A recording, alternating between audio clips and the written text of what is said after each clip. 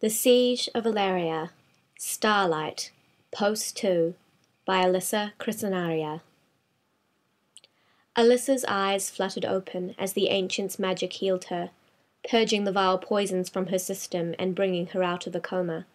As her body floated and touched the cobblestones, she had a momentary reverie of pleasure, the sort of ecstasy that perhaps a dying person might feel if they were snatched from the jaws of oblivion.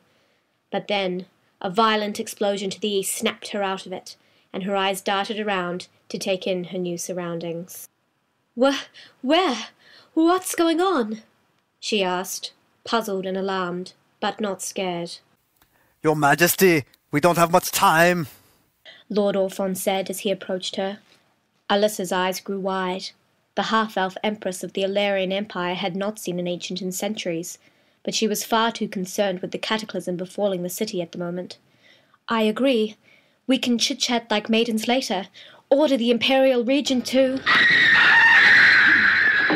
The Empress's words were interrupted by screams and fleeing citizens from an alleyway to the east, as 7-winged creatures barged forth.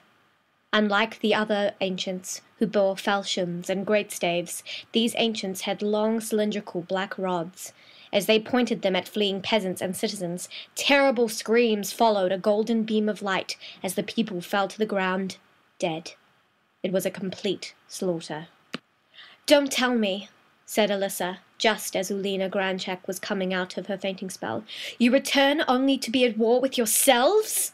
These are not ancients, Majesty, responded Orphon cautiously, as his drawn falchion suddenly burst into purple-blue flame.